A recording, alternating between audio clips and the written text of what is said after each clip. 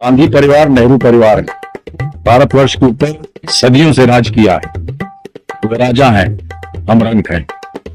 राजा निर्धारित करेगा कि किसके साथ उसको संबंध बनाना है, किसके साथ उसको दोस्ती निभानी है।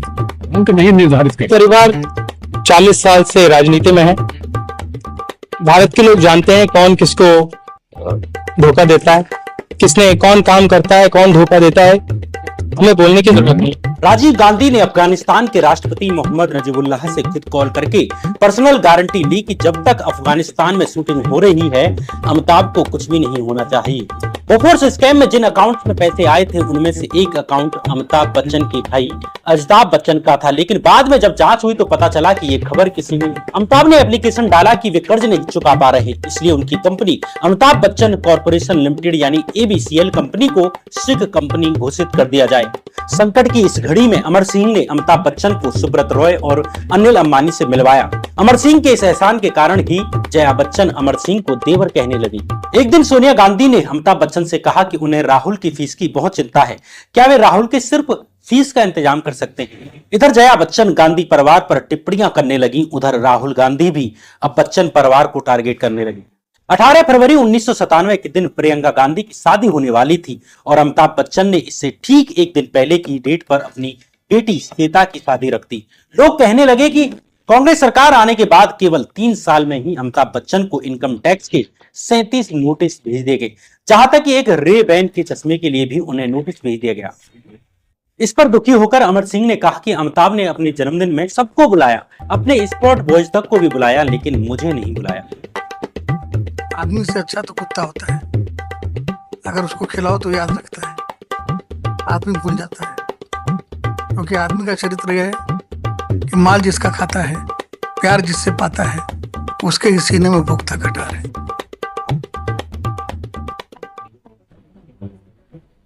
और गांधी परिवार के रिश्ते की शुरुआत के बारे में, अमिताभ की बॉलीवुड जर्नी के बारे में और अमिताभ को फिल्म दिलाने में इंदिरा गांधी और राजीव गांधी के रोल और रेखा जया और अमिताभ के लव ट्रायंगल के बारे में और सिख दंगों में अमिताभ पर लगे आरोपों के बारे में बात की थी। उसके आगे की कहानी इस फाइनल एपिसोड में डिस्कस करेंगे। 31 अक्टूबर 1984 की सुबह इंदिरा गांधी की हत्या कर दी जाती है। इसी शाम राजीव गांधी को देश का प्रधानमंत्री बना दिया गया। इंदिरा गांधी का कार्यकाल पूरा होने ही वाला था, इसलिए 1985 के जनवरी महीने में सामान्य तौर पर देश में चुनाव होने जा रहे थे, लेकिन इंदिरा की मौत के बाद अब चुनावों को टालकर दिसंबर 1984 में ही कराने का फैसला ले लिया गया। इस वक्त राजीव गांधी कुछ ऐसे जायंट किलर्स को ढूंढ रहे थे जो अटल बिहारी वाजपेयी और हेमवती नंदन बहुगुणा जैसे बड़े अपोजिशन लीडर्स को टक्कर दे सके। इसके लिए राजीव के कजिन अरुण नेहरू ने अमिताभ बच्चन का नाम सुझाया। अमिताभ को मनाने के लिए एक टेलीफोन कॉल की गई और इस कॉल के बाद अमिताभ बच्चन कांग्रेस की तरफ से चुनाव लड़ने के लिए तैयार हो जाते हैं। हालांकि अरुण नेहरू का यह भी मानना है कि अमिताभ खुद भी राजनीति में आना चाहते थे। इस तरह अमिताभ बच्चन को इलाहाबाद सीट से हेमवती नंदन बहुगुणा के खिलाफ चुनाव में लड़ाया जाता है, जो उत्तर प्रदेश के मुख्यमंत्री रह चुके थे और इस पूरे इलाके को अच्छी तरह से जानते थे। हेमवती नंदन बहुगुणा ने कहा कि कांग्रेस ने एक नचनिया को टिकट देकर इस हाई प्रोफाइल सीट के लोगों की पॉलिटिकल इंटेलिजेंस का अपमान किया है। शुरुआत में अमिताभ की चुनावी रैलियों में भी हजारों लोग अमिताभ को देखने के लिए आते, लेकिन लग नहीं रहा था कि वे जीत पाएंगे। लेकिन जब जया बच्चन भी अमिताभ के सपोर्ट में प्रचार करने के लिए इलाहाबाद पहुंच गई तो माहौल बदल जाता है। जया बच्चन ने एक मंजे हुए राजनेता की तरह प्रचार किया। जया बच्चन ने घर घर जाकर वोटर से इमोशनल अपील की कि मैं बहू होने के नाते आपके पास आई हूं, मुझे इलाहाबाद से मेरी मुंह दिखाई चाहिए और रुपयों में नहीं बल्कि वोटों में। जया बच्चन की मेहनत का असर भी दिखा और अमिताभ ने हेमवती नंदन बहुगुणा को 1,87,895 वोट्स के हरा दिया। इधर राजनीति में आने के बाद अमिताभ के फिल्मी करियर पर बुरा असर पड़ने लगा। 1984 में आई फिल्म शराबी के बाद साल 1985 में मर्द और 1986 में आखिरी रास्ता जैसी फिल्में आईं जो ज्यादा नहीं चली। इलाहाबाद से सांसद बनने के बाद अमिताभ का राजनीतिक प्रभाव काफी अधिक बढ़ चुका था। अब वे मिनिस्टर से लेकर ऑफिसर्स के ट्रांसफर और पोस्टिंग्स में दखल देने लगे।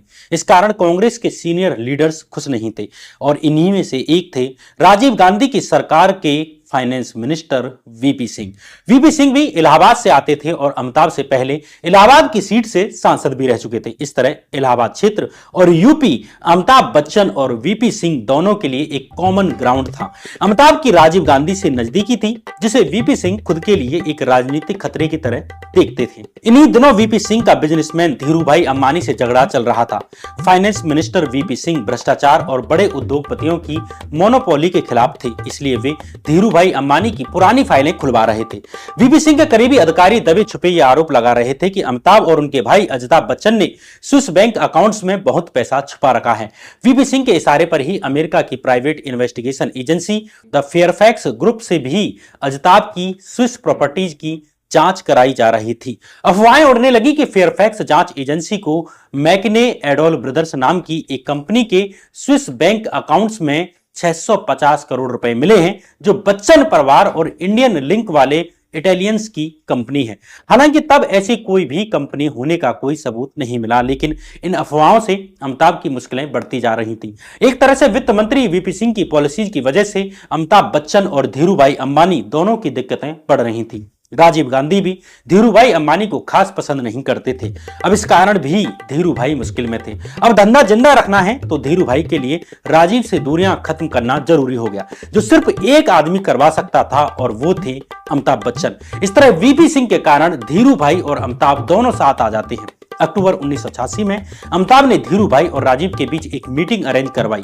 इस मीटिंग में धीरूभाई ने राजीव के मन में यह शक पैदा करने की कोशिश की कि उनके दुश्मन यानी वीपी सिंह राजीव के साथ भी गद्दारी कर रहे हैं, क्योंकि अमिताभ की मुश्किलें बढ़ने का मतलब था राजीव के लिए भी मुश्किलें बढ़ना, क्योंकि अमिताभ राजीव के क्लोज फ्रेंड थे। इससे राजीव को लगने लगा कि वीपी सिंह उनके पुराने दोस्त अमिताभ बच्चन के जरिए उन्हें निशाना बनाने की साजिश रच रहे हैं। अब धीरे धीरे राजीव ने अपनी ही सरकार के पावरफुल मिनिस्टर वीपी सिंह की पावर कम करनी शुरू कर दी।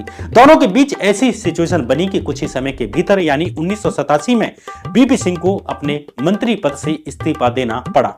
वीपी सिंह के इस्तीफा देने के 4 दिन बाद ही साल 1987 में बोफोर्स स्कैम सामने आ गया, जिसमें आरोप लगा कि स्वीडन की एक हथियार कंपनी बोफोर्स ने 1.3 अरब डॉलर का तोप खरीद का इंडियन आर्मी का कॉन्ट्रैक्ट पाने के लिए इंडियन एजेंट्स और इंडियन पॉलिटिशियंस को बड़ी रिश्वत दी थी।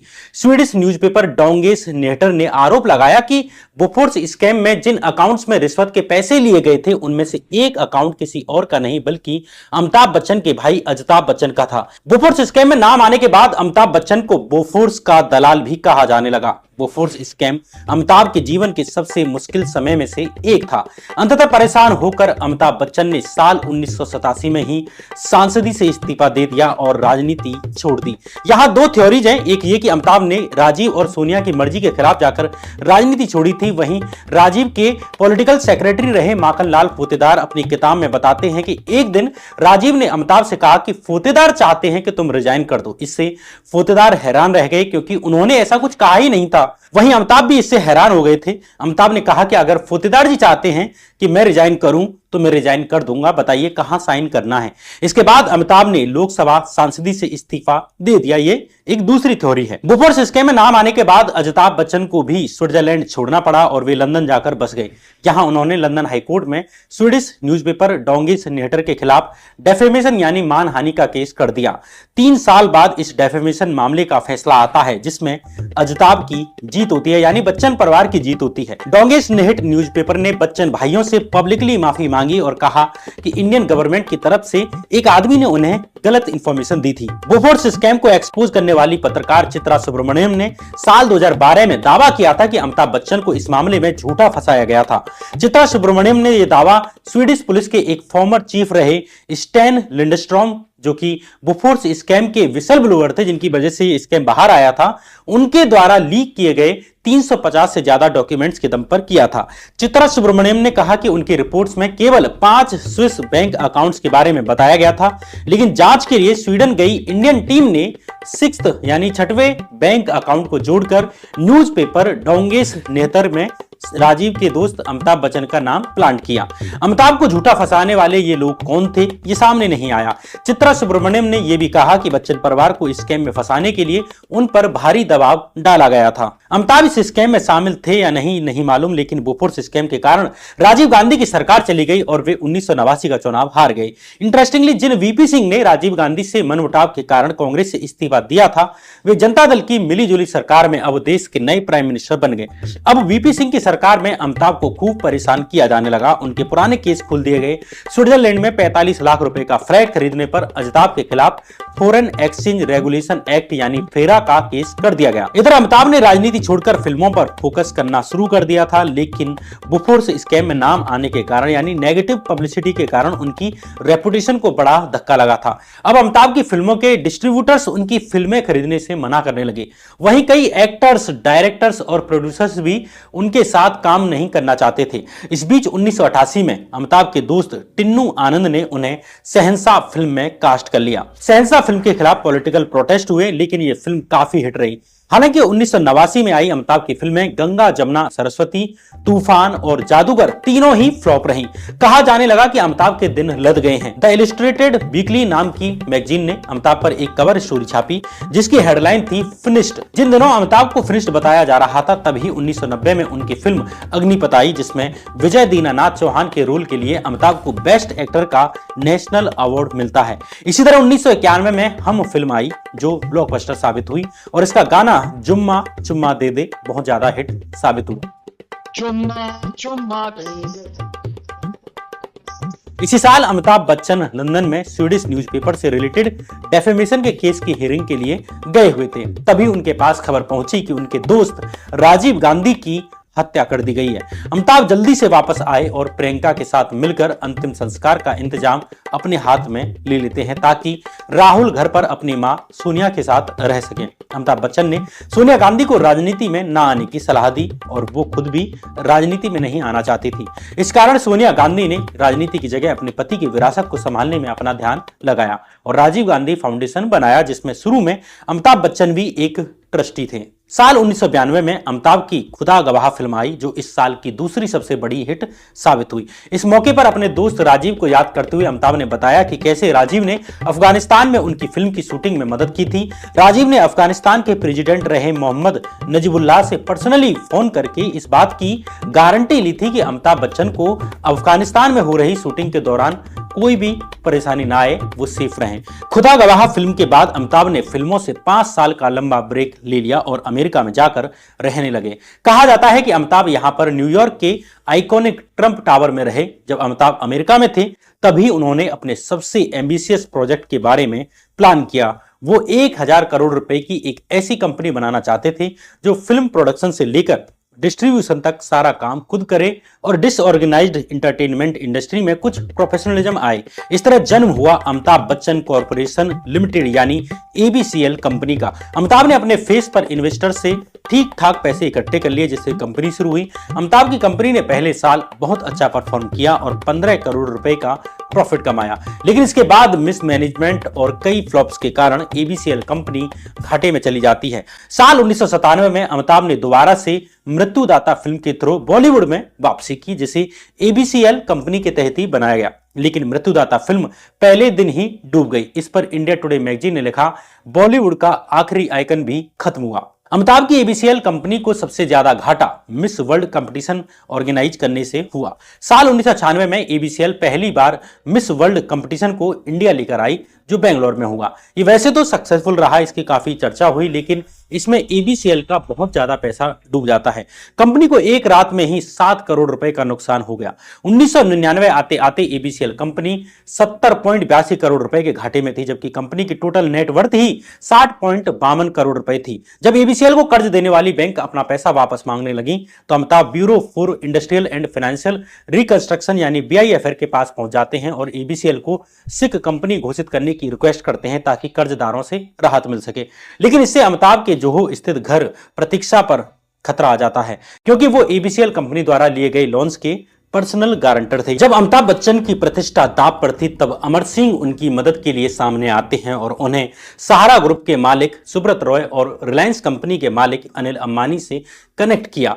अमिताभ भी मानते हैं कि इस मुश्किल समय में अमर सिंह ने ही उनका साथ दिया। अमिताभ अपने पड़ोसी यश चोपड़ा के पास पहुंचे और उनसे कहा कि वे बैंकक्रप्ट हो चुके हैं और उन्हें काम चाहिए। यश चोपड़ा ने उन्हें अपने बेटे आदित्य चोपड़ा की फिल्म मोहब्बतें में रोल दिलवाया। अब पैसों के लिए अमिताभ ने टीवी पर काम करना भी शुरू कर दिया और स्टार टीवी के क्विज शो कौन बनेगा करोड़पति यानी केबीसी को होस्ट करने लगे। 2 जुलाई 2000 के दिन केबीसी का पहला एपिसोड आता है जिसकी व्यूअरशिप ने सारे रिकॉर्ड तोड़ दिए। इस तरह कुछ साल में ही अमिताभ ने अपना पूरा कर्ज उतार दिया। 1999 में बीबीसी ने एक पोल किया जिसमें अमिताभ बच्चन को सदी का ग्रेटेस्ट स्टार चुना गया और यहीं से उन्हें सदी के महानायक का टैग मिला। एबीसीएल की बैंकरप्सी के दौरान अमर सिंह ने जो मदद की उससे वे बच्चन परिवार के बेहद खास बन गए और उन्हें परिवार का हिस्सा माना जाने लगा। अमिताभ उन्हें अपना छोटा भाई कहने लगे, वहीं जया बच्चन अमर सिंह को देवर मानने लगी। 2004 में अमर सिंह के सपोर्ट से ही जया बच्चन ने अपने पॉलिटिकल करियर की शुरुआत की और समाजवादी पार्टी से राज्यसभा सांसद बनी। अमिताभ नहीं चाहते थे कि जया राजनीति में आए, लेकिन अमर सिंह ने अमिताभ बच्चन को राजी कर लिया। जहां एक तरफ अमर सिंह बच्चन परिवार के खास बन गए थे, वहीं दशकों तक उनके सबसे खास रहे नेहरू गांधी परिवार से उनकी दूरियां बढ़ती जा रही थी। कहा जाता है कि 1996 और 98 में जब एबीसीएल और अमिताभ मुसीबत में थे तभी बच्चन और नेहरू गांधी परिवार के बीच संबंध खराब हो गए। दोनों परिवार के संबंध खराब क्यों हुए इसको लेकर कई थ्योरीज है। जहां सोनिया गांधी को लगा कि राजीव की हत्या के बाद बच्चन परिवार ने उनका साथ नहीं दिया, वहीं बच्चन परिवार इस चीज से नाराज था कि वो जब फाइनेंशियल क्राइसिस में फंसे हुए थे तब नेहरू गांधी परिवार ने उनकी कोई मदद नहीं की। इसके पीछे एक दूसरा कारण यह भी माना जाता है जिसे लेकर पूर्व सांसद और पत्रकार रहे संतोष भारतीय अपनी किताब वीपी सिंह, चंद्रशेखर, सोनिया गांधी और मैं में जिक्र करते हैं। दरअसल राजीव की मौत के समय राहुल गांधी हार्वर्ड में पढ़ रहे थे और सोनिया को उनकी फीस की चिंता होती थी। इस पर संतोष भारती अपनी किताब में लिखते हैं कि एक दिन सोनिया गांधी ने अमिताभ बच्चन से कहा कि उन्हें राहुल गांधी की फीस की बहुत चिंता है और क्या वे सिर्फ फीस का इंतजाम कर सकते हैं। इस पर अमिताभ बच्चन ने जवाब दिया, पैसे तो ललित सूरी और सतीश शर्मा ने गड़बड़ कर दिए, कुछ है ही नहीं, लेकिन मैं कुछ करूंगा। इसके 2 दिन बाद अमिताभ ने $1000 का चेक भिजवा दिया। इससे सोनिया को बहुत बुरा लगता है और उन्होंने ये चेक वापस लौटा दिया और इसे अपना अपमान मानते हुए अमिताभ को अपनी जिंदगी से बाहर निकाल दिया। यह भी कहा जाता है कि नेहरू गांधी परिवार ने भी एबीसीएल में इन्वेस्ट किया था जिस पर उन्हें बड़ा घाटा उठाना पड़ा था और पैसे के लेन देन के कारण ही बच्चन परिवार और गांधी परिवार के बीच में अनबन हुई। साल 1997 में सबके सामने आ गया कि दोनों परिवारों के बीच सब कुछ ठीक नहीं है। 18 फरवरी 1997 को प्रियंका गांधी की शादी होने वाली थी, तभी अमिताभ बच्चन ने इससे केवल एक दिन पहले अपनी बेटी श्वेता की शादी रख दी। कहा जाता है कि बच्चन परिवार ने 17 फरवरी को श्वेता की शादी इसलिए रखी थी ताकि प्रियंका गांधी की शादी को ओवरशैडो किया जा सके। गांधी परिवार से कोई भी श्वेता की शादी में नहीं आया, लेकिन अमिताभ अपनी बेटी की शादी करने के बाद सुबह ही मुंबई से दिल्ली पहुंचते हैं और प्रियंका की शादी में शामिल होते हैं। कहा जाता है कि इस घटना से सोनिया गांधी बहुत हर्ट हुई और उन्हें बहुत अकेला महसूस हुआ। आगे साल 1999 में अमिताभ ने अपने बेटे अभिषेक की पहली फिल्म रिफ्यूजी के प्रीमियर के लिए सोनिया गांधी को इनविटेशन भेजा तो वे इसमें नहीं आई। इस तरह इंडिया की सबसे हाई प्रोफाइल और चर्चित फ्रेंडशिप का अंत हो गया। वहीं जया बच्चन के समाजवादी पार्टी में जाने और 2004 में उत्तर प्रदेश के बाराबंकी में नेहरू गांधी परिवार पर अटैक ने चीजों को और अधिक बिगाड़ दिया। एक रैली में जया बच्चन ने कहा, जिन लोगों ने हमको राजनीति में आगे बढ़ाया उन्होंने बीच में ही हमारा साथ छोड़ दिया। साथ तब छोड़ा जब हम तकलीफ में थे। ये लोग हमेशा धोखा देते हैं। वहीं राहुल गांधी ने जवाब में जया बच्चन पर झूठ बोलने का आरोप लगाया और कहा कि उनकी लॉयल्टीज बदल गई हैं। इस बीच अमिताभ की मां तेजी बच्चन ने अमिताभ से इस मामले को शांत करने के लिए कहा, जिसके बाद उन्होंने कहा वो राजा हैं और हम रंक हैं। संबंधों का जारी रहना राजा के मूड पर डिपेंड करता है। सोनिया गांधी तेजी बच्चन को अपनी तीसरी मां मानती थी। ऐसे में जब तक तेजी बच्चन जीवित थी दोनों परिवारों का रिश्ते सुधरने की उम्मीद थी, संभावना थी, लेकिन 21 दिसंबर 2007 को तेजी बच्चन की मौत हो जाती है। उनके साथ ही 4 पीढ़ियों तक दोनों परिवारों का जो संबंध चल रहा था वो पूरी तरह टूट जाता है। साल 2004 में देश में कांग्रेस के गठबंधन की सरकार आने के बाद अमिताभ बच्चन को कई टैक्स नोटिस भेजे गए। साल 2005 में जब अमिताभ बच्चन एक सीरियस इंटेस्टाइनल यानी कि आंत की गंभीर बीमारी के कारण अस्पताल में भर्ती थे, तब भी उन्हें 4.5 करोड़ रुपए का नोटिस मिला, जिसे उन्होंने अपने हॉस्पिटल के बिस्तर से ही भर दिया। इसके बाद अमिताभ को कभी उनके 2.7 लाख रुपए के चश्मे के लिए नोटिस आया तो कभी अभिषेक को गिफ्ट की गई एक कार के लिए नोटिस आया। साल 2006 तक बच्चन परिवार को करीब 37 इनकम टैक्स नोटिस मिल चुके थे। इस दौरान अमिताभ एग्रीकल्चर लैंड खरीदने को लेकर भी मुसीबत में फंस गए। दरअसल अमिताभ ने साल 2000 में पुणे के लोनावाला में 24 एकड़ एग्रीकल्चर लैंड खरीदी थी, लेकिन महाराष्ट्र में नियम है कि एग्रीकल्चर लैंड खरीदने के लिए किसान होना जरूरी है। इसलिए 2005 में पुणे डिस्ट्रिक्ट अथॉरिटीज ने अमिताभ बच्चन को एक नोटिस भेजकर खुद को किसान साबित करने के लिए कहा।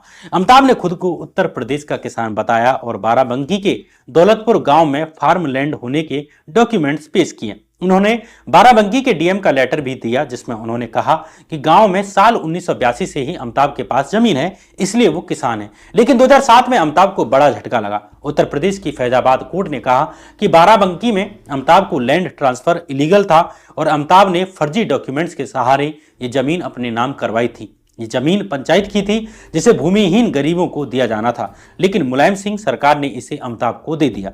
इस तरह अमिताभ को कोर्ट के और अधिक चक्कर काटने पड़े। इस पर समाजवादी पार्टी ने कहा कि अमर सिंह और मुलायम सिंह से नजदीकी के कारण बच्चन परिवार को परेशान किया जा रहा है। पॉलिटिकल सर्कल्स में यह भी कहा जाता है कि अमर सिंह के कारण नेहरू गांधी परिवार और बच्चन परिवार का रिश्ता टूटा, जो जया बच्चन को गांधियों के खिलाफ उकसाते थे। हालांकि अमर सिंह हमेशा इन आरोपों से इनकार करते रहे हैं। साल 2009 और 10 में अमर सिंह और बच्चन परिवार की दोस्ती भी उस समय टूट गई जब अमर सिंह न्यूक्लियर डील से संबंधित कैश फॉर वोट्स वाले मामले में फंस गए थे। जब इस मामले में अमर सिंह जेल में थे तब बच्चन परिवार से कोई भी उनसे मिलने जेल नहीं गया। इस कारण भी बच्चन परिवार और अमर सिंह के बीच में रिश्ते खराब हो जाते हैं। साल 2012 में अमिताभ के 70वें जन्मदिन की पार्टी में मुलायम सिंह यादव को बुलाया गया, लेकिन अमर सिंह गेस्ट लिस्ट से गायब थे। इस पर अमर सिंह ने कहा कि अमिताभ के स्पॉट बॉयज तक को बुलाया गया, लेकिन उन्हें नहीं। कहा जाता है कि अमर सिंह और बच्चन परिवार के बीच जया बच्चन की राज्यसभा सीट के कारण भी दूरियां आई। दरअसल जब साल 2010 में अमर सिंह को समाजवादी पार्टी से निकाल दिया गया तो उनके कहने पर जया प्रदा, संजय दत्त और मनोज तिवारी जैसे एक्टर्स ने समाजवादी पार्टी छोड़ दी थी, लेकिन जया बच्चन ने ऐसा करने से इनकार कर दिया। उन्होंने कहा कि उनके राज्यसभा टर्म में सिर्फ 6 महीने बचे हैं और वे इसे पूरा करना चाहते हैं। लेकिन इसके बाद भी जया बच्चन ने समाजवादी पार्टी नहीं छोड़ी और वे आगे भी 5 बार से समाजवादी पार्टी की तरफ से राज्यसभा सांसद बनती रही। इस पर अमर सिंह का कहना था कि उनके लिए ब्रेकिंग पॉइंट वो था जब अमिताभ ने उन पर आरोप लगाया कि उन्होंने बच्चन परिवार को सहारा के बोर्ड से निकलने पर मजबूर किया। मई 2015 में दिल्ली में मिले सरकारी बंगले को खाली करते समय एक इंटरव्यू में अमर सिंह ने कहा कि मुझे बंगला जाने का बुरा नहीं लग रहा, मुझे ज्यादा बुरा इस बात का लग रहा है कि एक समय पर जिन लोगों को मैंने अपना परिवार कहा था उन्होंने मुझे अकेला छोड़ दिया। घर बेजान होते हैं लेकिन ह्यूमन रिलेशंस, उनके लिए आप सब कुछ दांव पर लगा देते हैं। मैंने जीवन से सीखा है कि हमें दूसरों के लिए लड़ने के बजाय प्रैग्मेटिक और प्रैक्टिकल होना चाहिए। अमर सिंह के इस बयान को बच्चन परिवार के खिलाफ एक बयान के तौर पर देखा गया। अमर सिंह कहते हैं कि वे अमिताभ बच्चन को अपना बड़ा भाई मानते थे, लेकिन अमिताभ बागवान नहीं है जो रोल उन्होंने फिल्म में किया था, बल्कि बाग उजाड़ हैं, कम से कम इमोशनली। अमर सिंह से अलग होने के बाद साल 2010 में अमिताभ बच्चन गुजरात के ब्रांड एम्बेसडर बने, जिससे कांग्रेस नाराज हो गई। अमिताभ बच्चन के इस स्टेप को कांग्रेस नरेंद्र मोदी के सपोर्ट के तौर पर देख रही थी। साल 2014 में अमिताभ बच्चन गुजरात सरकार के एक एड में भी आए और उन्हें नरेंद्र मोदी का करीबी माना जाने लगा। जब सवाल उठे तो अमिताभ बच्चन ने नरेंद्र मोदी को सेकुलर बताया। इस बीच अमिताभ ने कई बार ट्वीट करके महंगाई, रुपए की गिरती कीमत और पेट्रोल डीजल के इश्यूज पर कांग्रेस की गठबंधन सरकार को टारगेट किया। साल 2014 में केंद्र में नरेंद्र मोदी सरकार आ जाती है और कांग्रेस पूरी तरह से सत्ता से बाहर हो जाती है। इसी बीच साल 2016 में अमिताभ बच्चन पर एक बार फिर से सीरियस एलिगेशंस लगते हैं। कई देशों के जर्नलिस्ट द्वारा की गई पनामा पेपर्स इन्वेस्टिगेशन में दावा किया गया कि अमिताभ बच्चन और उनकी बहू Aishwarya Rai Bachchan tax haven countries यानी टैक्स हेवन प्लेसेस जैसे ब्रिटिश वर्जिन आइलैंड और बहामास में कंपनियों के डायरेक्टर थे। टैक्स हेवन कंट्रीज उन्हें कहा जाता है जहां पर बहुत कम टैक्स होता है या होता ही नहीं है, जिसके कारण अमीर लोग अक्सर अपने देशों से टैक्स बचाने के लिए फर्जी कंपनियां बनाकर अपना पैसा इन टैक्स हेवन कंट्रीज में छुपा देते हैं। पनामा की लॉ फर्म मोसैक फोंसेका अमीरों के लिए ऐसी ही फर्जी कंपनियां बनाती थी। इसके 1.1 करोड़ लीक्ड डॉक्यूमेंट्स की जांच में सामने आया कि एबीसीएल कंपनी शुरू करने से 2 साल पहले यानी 1993 में अमिताभ को टैक्स हेवंस में 4 ऑफशोर शिपिंग कंपनीज का डायरेक्टर बनाया गया था। इनमें से एक कंपनी ब्रिटिश वर्जिन आइलैंड और 3 कंपनियां बहामास में थीं। चारों कंपनियों के मैनेजिंग डायरेक्टर कोई और नहीं बल्कि अमिताभ बच्चन ही थे। 5,000 से लेकर $50,000 की ऑथराइज्ड कैपिटल वाली इन कंपनियों ने लाखों डॉलर्स के जहाज खरीदे और बेचे थे। पनामा पेपर में लगे इन आरोपों पर अमिताभ बच्चन ने कहा कि इन चारों कंपनियों के बारे में वे कुछ नहीं जानते। हो सकता है कि उनके नाम का मिसयूज किया गया हो, लेकिन इंडियन एक्सप्रेस की जांच में सामने आया कि वे झूठ बोल रहे हैं और वे 1994 में टेलीफोन कॉन्फ्रेंस के जरिए 2 कंपनियों की बोर्ड मीटिंग्स में शामिल हुए थे। यही नहीं, बहामास की ट्रम्प शिपिंग लिमिटेड, जिसके अमिताभ डायरेक्टर थे, उसने 1994 में बहामास की ही एक दूसरी कंपनी नाइल शिपिंग लिमिटेड से एक जहाज खरीदा था और ये कंपनी अमिताभ के भाई अमिताभ बच्चन की थी। ये कंपनियां 1993 में बनाई गई थी। 2003 तक आरबीआई के रूल्स के मुताबिक कोई भी भारतीय नागरिक विदेश में कंपनी नहीं बना सकता था। इसी तरह पनामा पेपर्स में ब्रिटिश वर्जिन आइलैंड की एमिक पार्टनर्स लिमिटेड नाम की एक कंपनी भी मिली, जिसके डायरेक्टर्स कोई और नहीं ऐश्वर्या राय बच्चन, उनके पेरेंट्स और भाई थे। यह कंपनी मई 2005 में बनी थी और जून 2005 में दुबई में चारों डायरेक्टर्स की एक मीटिंग भी हुई थी, जिसमें ऐश्वर्या और उनकी मां को शेयर होल्डर्स बनाया गया था। आगे ऐश्वर्या राय बच्चन ने डॉक्यूमेंट्स में अपना नाम मिसेज ए राय करने को कहा ताकि उनकी पहचान छिपी रहे, कॉन्फिडेंशियल रहे। आगे साल 2008 में इस कंपनी को बंद कर दिया गया। इससे 1 साल पहले 20 अप्रैल 2007 में ऐश्वर्या और अभिषेक बच्चन की शादी हुई थी। इस मामले में इनकम टैक्स डिपार्टमेंट ने अमिताभ बच्चन को नोटिस भेजकर सवाल पूछे। वहीं ईडी ने ऐश्वर्या राय बच्चन को अपने ऑफिस बुलाकर पूछताछ की। हालांकि आगे इस मामले में कुछ नहीं हुआ और पनामा मामले की जांच दबकर रह गई। हालांकि पनामा पेपर्स के कारण पाकिस्तान के प्रधानमंत्री नवाज शरीफ को जेल जाना पड़ा। माल्टा के प्रधानमंत्री जोसेफ मस्कट को अपने पद से इस्तीफा देना पड़ा। वहीं आइसलैंड के प्रधानमंत्री सिंगमंडूर को भी अपने पद से इस्तीफा देना पड़ा। लेकिन भारत में पनामा पेपर्स की कोई ढंग की जांच नहीं की गई और इसके लिए नरेंद्र मोदी सरकार से कोई भी सवाल पूछा भी नहीं गया मीडिया के द्वारा। अमिताभ की शानदार फिल्मों के कारण उन्हें करोड़ों दर्शकों का प्यार और सम्मान मिला, लेकिन उनकी पब्लिक लाइफ में 2 बड़े आरोप लगते रहे। पहला ये कि वे पॉलिटिशियन से अपनी नजदीकी का इस्तेमाल अपने फायदे के लिए करते रहे और काम निकलने पर उनका साथ छोड़ देते हैं। पहले नेहरू गांधी परिवार था और फिर अमर सिंह और मुलायम सिंह जैसे नेता। दूसरा आरोप यह भी लगता है कि वे जनता से रिलेटेड मुद्दों पर कुछ नहीं बोलते और बिना रीढ़ वाले स्टार हैं। कांग्रेस के समय रुपए की कीमत, महंगाई, पेट्रोल डीजल आदि की कीमतों पर सवाल उठाने वाले अमिताभ बच्चन आज इन चीजों की दोगुनी कीमतें हो जाने पर भी खामोश हैं। बीते 10 सालों में उन्होंने एक ट्वीट नहीं किया जो महंगाई, पेट्रोल और रुपए की कीमत से जुड़ा हो। हालांकि सवाल यहां पर यह भी उठता है कि यह हमारी गलती है या अमिताभ बच्चन की है। अमिताभ बच्चन हमेशा से एक एक्टर रहे हैं और उससे ज्यादा कुछ नहीं। कांग्रेस सरकार ने उन्हें टारगेट किया तो उन्होंने भी कांग्रेस को टारगेट किया। इससे ज्यादा क्रांति ना अमिताभ ने की थी और न शायद हमें उम्मीद करनी चाहिए। यह हमारी गलती है कि हम पत्रकारों, एक्टिविस्टों और सामाजिक कार्यकर्ताओं को टारगेट करते हैं और एक्टर और खिलाड़ियों को नेशनल हीरो मानते हैं और उनसे उम्मीद करते हैं और सोचते हैं कि वे जनता की आवाज उठाएंगे। आपको